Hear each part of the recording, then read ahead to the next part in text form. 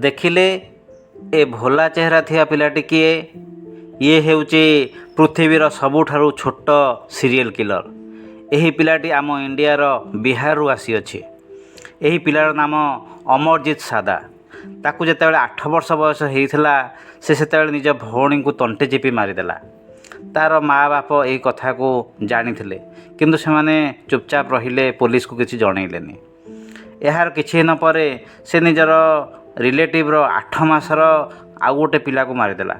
ଏହାକୁ ମଧ୍ୟ ତାଙ୍କର ଫ୍ୟାମିଲି ଲୋକ ଲୁଚେଇଲେ, ସେମାନେ କିଛି ପୋଲିସକୁ ଜଣେଇଲେନି। ଯେତେବେଳେ ସେ ଏକ ନନ୍ ରିଲେଟିଭ୍ ବା ବାହାର ପିଲାକୁ ମର୍ଡ଼ର କଲା, ସେତେବେଳେ ପୋଲିସ ତାକୁ ଧରିଲା। ସେ ସମୟରେ ତାକୁ ମାତ୍ର 8 ବର୍ଷ ବୟସ ହୋଇଥିଲା। ତାକୁ ଯେତେବେଳେ 16 ବର୍ଷ ହେଲା, କୋର୍ଟ ତାକୁ ବାଳସୁଧାର ଗୃହରୁ ଖଲାସ କଲେ। ଆଜି ଏହି ପିଲାଟି ଆମ ସମାଜରେ ନିଜର ନାଁକୁ ଚେଞ୍ଜ କରି ବୁଲୁଛି।